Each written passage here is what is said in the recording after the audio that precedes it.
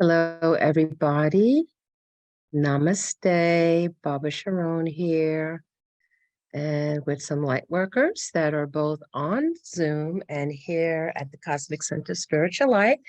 Um, Always wonderful to be here every Monday evening going it's 16 years doing that, and there's a reason. So we have our little chat, but for those who may be seeing this feed for the first time, just simply know that you are always invited to participate in Anchoring Light transmission meditation. It's been going on every Monday without fail for 16 years.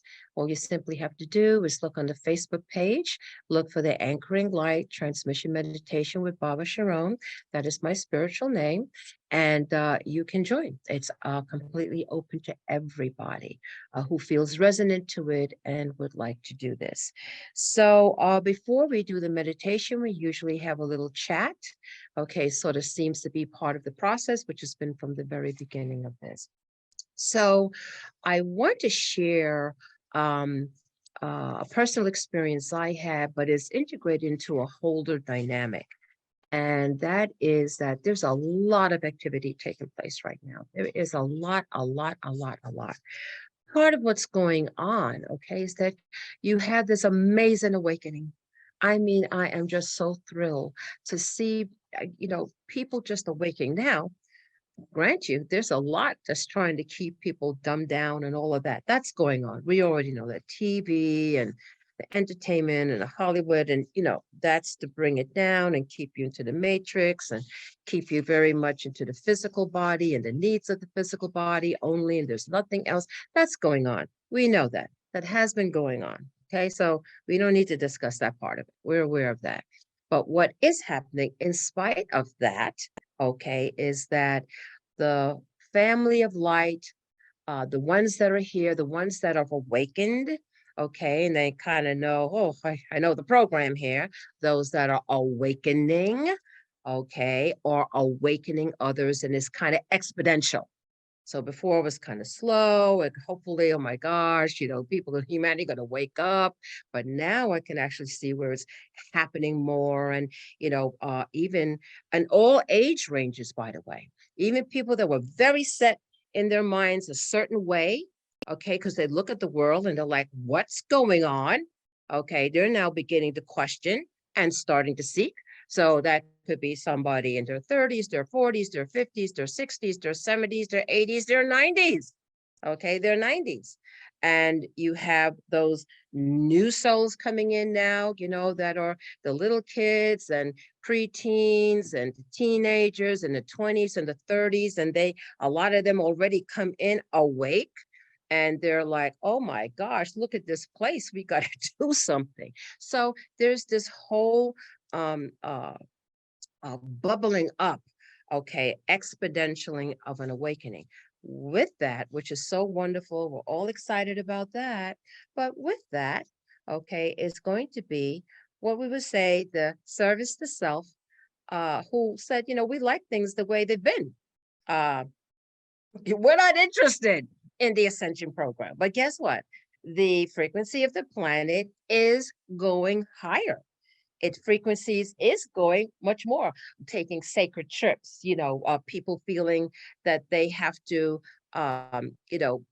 do something that normally people say, what are you doing? I feel important, that this is important, I must do that. Yes, it is important, because only you could do what it is that you've come here to do as the part of your puzzle piece.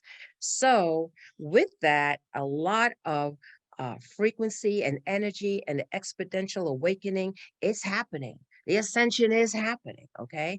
Now you have a group of consciousness that serve as a self. They're not happy campers. They're like, we've always been in charge. We want to remain in charge, and we don't want to give this up. Well, of course, we could tell them, well, you could come on and go along with the program, but they are stuck into those lower frequencies of ego and power and all the stuff that they influence. Little humans. Okay, I think there's something called, what is it, the 7 deadly sins, and I think just the 7 virtues. But basically, what happens, and what I have here is your thoughts, your own. Okay, so right now, okay, because I would say of desperation, okay. That's the only one I'm going to say. Desperation, these lower energies, trying to do whatever it is that they can to maintain control or to try sort of as a battle. It's basically the same battle, but the battle's coming up to a real intense part. So you just see things in the world that you're like, oh my God, this is crazy. Like, what's going on? Well, I tell you, if you become open and vulnerable, you can be influenced and not even be aware of it, which is so good to be part of a tribe because sometimes you're not even aware that this is it's so subtle and you need somebody to like, hey, wait a minute, girlfriend or my friend, my brother of the light, you're veering off. You're getting too much into the matrix. Come back, come back, right? Come back. So we need each other to kind of keep us on point. And that's real important. But some of the guidelines, this is what I want to say, is that if you have thoughts that come into your mind that is not uplifting, positive, supportive of you. Okay. When you get those thoughts, if you can remember, they had the cartoons like the little devil on one side and little angel on one side, and they're kind of competing for your attention. Really, it's true. Okay. So the parts of you, you are a divine being made out of LOVE, love, unconditionally, not even in this frequency, a much higher aeon. Okay. That is your nature. Okay. You come into this world fallen into a physical body that has a program that's not necessarily the highest atom kadman, just say it's corrupted. So you have this competing force, okay, of the jealousy and power and greed and all of those things, lust, and it goes on and on and on as to competing, okay, with the divine aspects of ourselves. So the lower frequencies are like, hey, we've been influencing humanity and this planet for a long time. And there's a reason why they want chaos and fear and suffering. Somehow that empowers them or they maintains their control. I'm not sure exactly how it is, but there's some dynamic to keep that agenda going.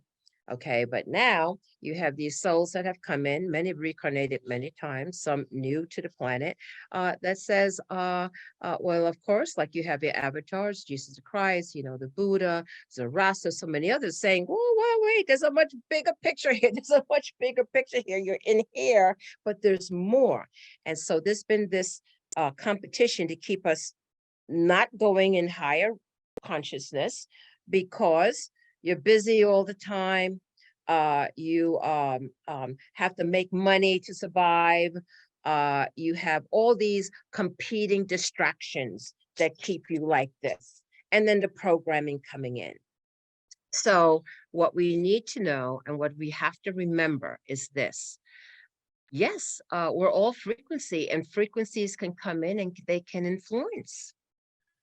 You yourself, if you think of yourself from your true beginnings, is that you are worthy, but the program will tell you that you're not. And they will use that concept that you're not worthy enough, you're not smart enough, and all the other stuff that's on there. You don't deserve love.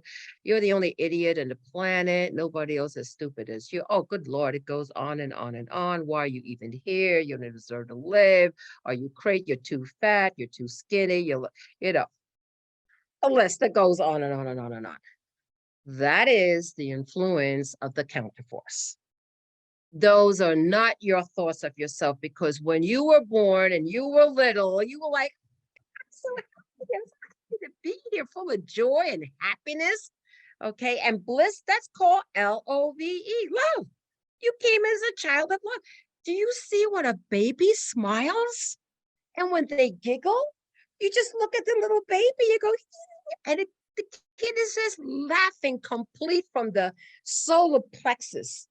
When you see a baby giggle, okay, and laugh, okay, that's the essence of who we are before the corruption comes.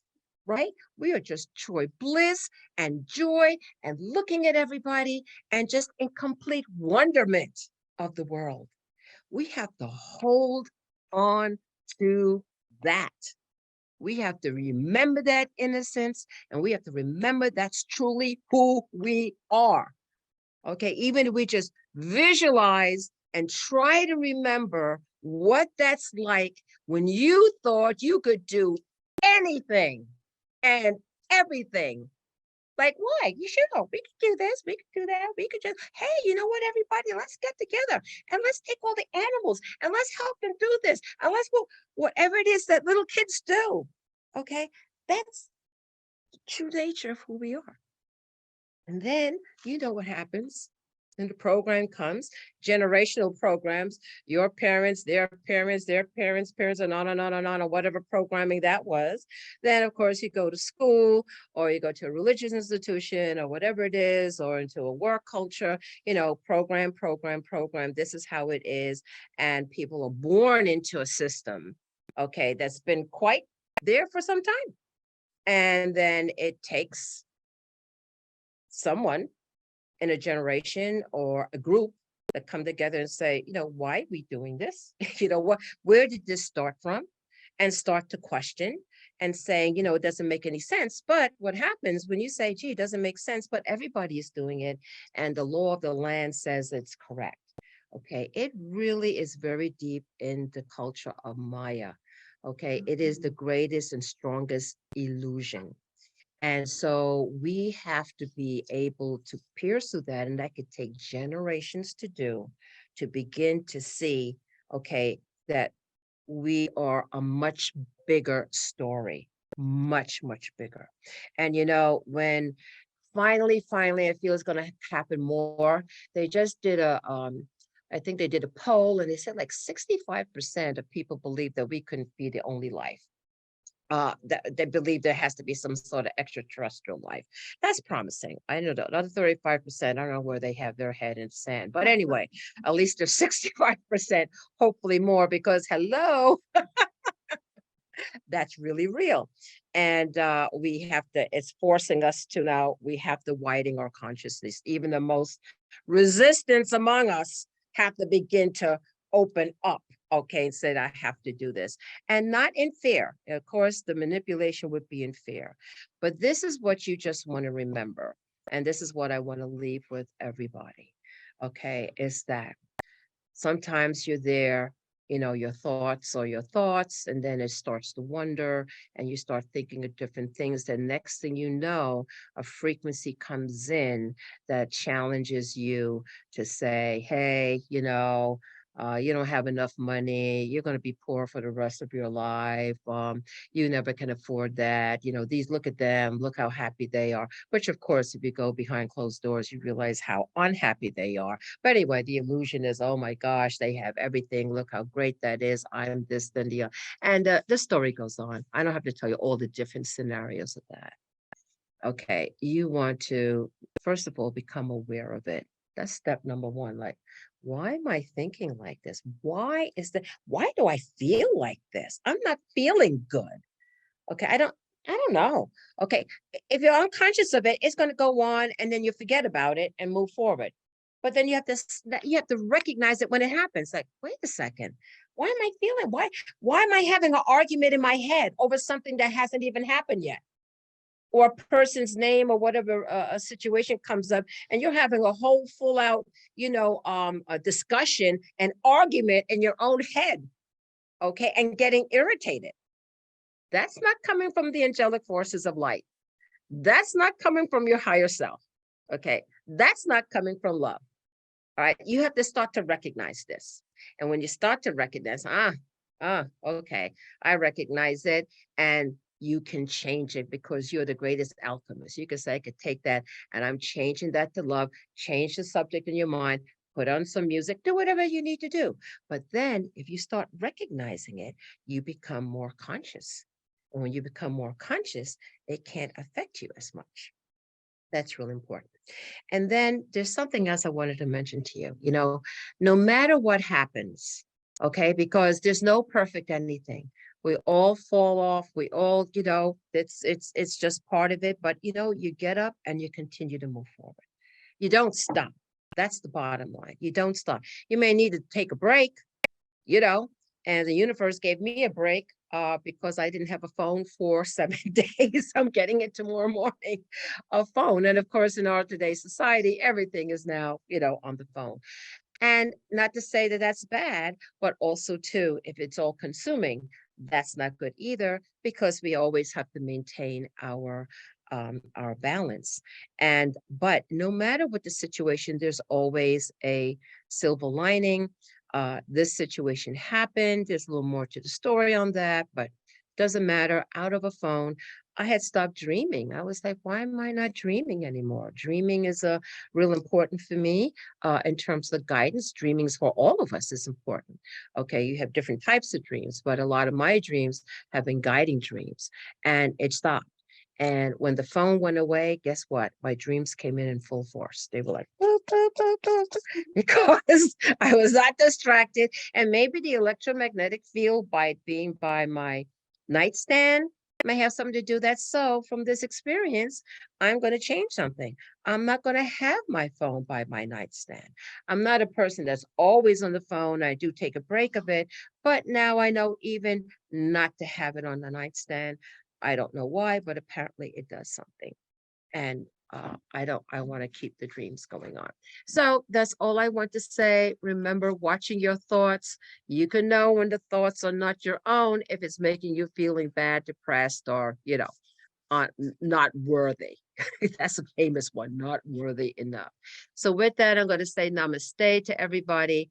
And Baba Sharon here. I will see you next Monday on Facebook Live. And we will now go into our transmission meditation with our Zoom family of light, and for those who are at the center. Namaste.